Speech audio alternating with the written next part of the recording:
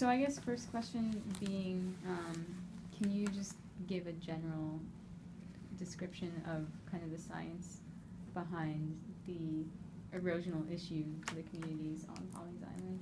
All right. So coastal erosion is the result of a lot of different variables that operate on different time and spatial scales. So one of the challenges for communities is managing what time scales they're really trying to address.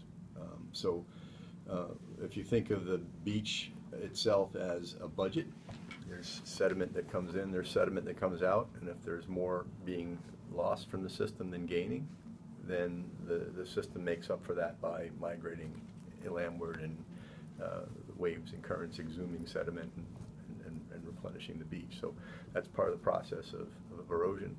There's another process of erosion which is resulting from the physical water level rising, and so in the absence of a great deal of sediment that can keep that space filling up in its own footprint, the beaches tend to rise and move laterally with rising sea level.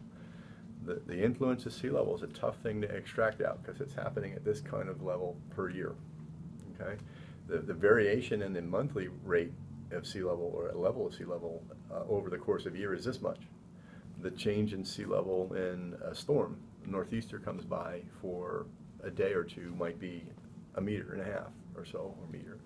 And the change that's happening on the tides is approaching 2 meters around here. And the change that happens on a wave could be 2 meters. And then you get a storm surge, it could be 21 feet around here.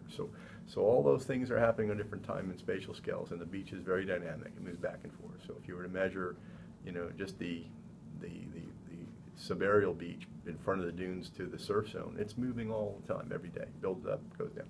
So what's often looked at is some other measure of shoreline change, whether the crest of the dunes, because the dunes don't respond as quickly.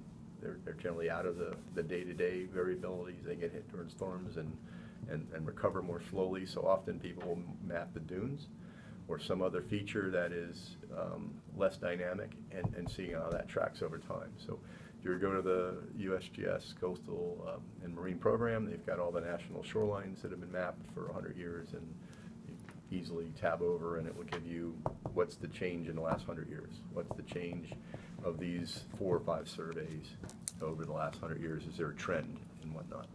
So that's generally the issue. In the Grand Strand area, what we measure as shoreline change and erosion ranges from something on the order of 3 feet per year as a long-term average, maybe a little bit higher, and very southern end of the area down in the Devereux area, to areas that are fairly slow in low erosion rates. Myrtle Beach being around ½ a foot per year. Those result from different amounts of sediment supply, different angles of the coast relative to the waves, pushing currents. All those things sum up and give you those different behaviors. So Pawleys Island being within that overall arc of Long Bay is in an area where it is Long Bay, Pawleys Island being down here. Cape Fear kind of protects part of the bay from northeasters. If you're tucked underneath Cape Fear, Cape Romaine and whatnot kind of protects the southern part of Long Bay from southeasters. So that's your southerly flow, that's your winterly flow. So it's not a surprise to gather that as you get towards Cape Fear, there tends to be a northerly drift of sand. Get to the south end of Grand Strand, it's a southerly drift of sand, and it's kind of variable and moves around in various places in between. Pawleys Island is very much on the south part of the Grand Strand, and it has a very strong southerly drift. So if you look at aerial photographs, you can see where the old inlet had been, and then there's a long, narrow spit that's developed that now has a number of houses on it that runs down towards the south. And so there's a significant net transport. So that inlet process is not unique to Pawleys Island, but that's a specific kind of erosional problem because now you've got inlet issues on top of all the other things, waves, currents, winds, all that. So now putting a tidal inlet. So inlets tend to be managed in South Carolina as inlet hazard zones because they're much more dynamic. You're now putting in bathymetry such as ebb tidal deltas that cause wave refraction to change the local patterns of sedimentation. So inlets in our area of the East Coast tend to go through kind of a wagging on some cyclic process. So Pawleys is moving to the south, and there's probably some changes that are happening in the bathymetry. So there might be, accretion on some areas for a couple of years and erosion on a couple of years, but the march is to the south, and that's been going on there. Pawleys, at some time ago, set in a series of groins parallel or perpendicular to the coast, and the purpose of a groin is to interrupt longshore transport. All the sand that's moving out of the box to the south, you get a net loss of sediment if there's more going out of the box than coming in, so there's an acceleration of longshore transport somewhere there. By putting in a series of groins, the idea is to interrupt longshore transport and stop that process. In theory, if those fill in largely completely, there'll be longshore that bypasses and moves on down the coast, but unless they're filled in like that, there's a net loss to somebody downdrift. So one of the issues that always comes up when doing something about erosion is the impacts you might have on a neighbor. That's the issue at the seawall at Deverdue. That's the issue when you go into inlets and try to move things around. That's the issue if you put a groin in front of your house. When the groin stops, then that sediment budget has to get made up, and there's usually a downdrift effect. Last many years, there's been a push towards ensuring that groin fields end at an inlet.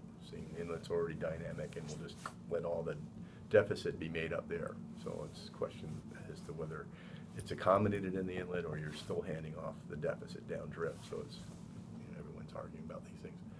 So those are some of the forces, and it's the time frame. So are you as a community worried about the next storm? Are you worried about the next 50 years? Are you worried about a hurricane once in every 10 years? Those are totally different problems to address. So most of the coastal erosion strategies communities adapt generally are looking at the mid to long term. You're looking at decade. Let's see if we can keep things where they are for a decade through renourishment or through engineering structures or whatnot. Very few communities are really prepared for the next, Hugo or Katrina. There was a big change in some of the building codes after Hugo in this state, and elevation, they're better prepared than they were before. But renourishment projects are basically keeping the clock where it is. Sediment's being lost, put sediment back in, and everything stays where it is, but it's not giving you enough elevation to protect you from the storm. So what's been happening is several cycles of renourishment. Many communities have been doing this along the East Coast, around the country, and in South Carolina. But in the Grand Strand area, where we haven't really had very high erosion rates to begin with, renourishment cycles have been sufficient that we've been building the beach seaward in some communities. Large areas along the Grand Strand, the beach has actually been building out in the last 20 years. And that's even been an issue with the beachfront management law about whether the baselines where you could develop, should they be allowed to be moved out. And that only would put you further at risk, and if you can't keep that up and you're not able to sustain the renourishment economically, that becomes a problem. Pawleys, as a small community, it doesn't have quite the base to draw resources from to do massive renourishment projects, nor can Deverdue, as can someplace like Myrtle Beach. All these tourists coming in, all these industries, there's a big accommodations tax. They can put in large renourishment projects. Pawleys generally having to generate a lot of that resource themselves. It's a smaller scale, so they're not able to perhaps put in as massive a project, and they may have to do it more frequently. Groins are trying to extend the life expectancy of those projects, but that's kind of the nature of the problem.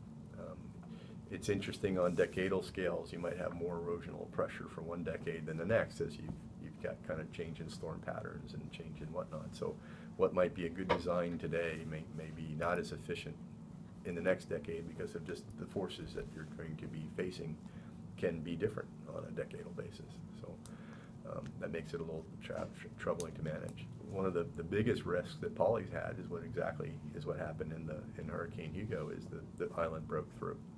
It is a barrier island, and it's on both sides. There's a tidal prison behind there, and when all that water comes in with a surge and it wants to relax and go back out, it's often running over the island and will break open the inlet. And it broke open an inlet at the juncture of that spit. It's pretty clear. You can pretty well predict where those kinds of places will occur.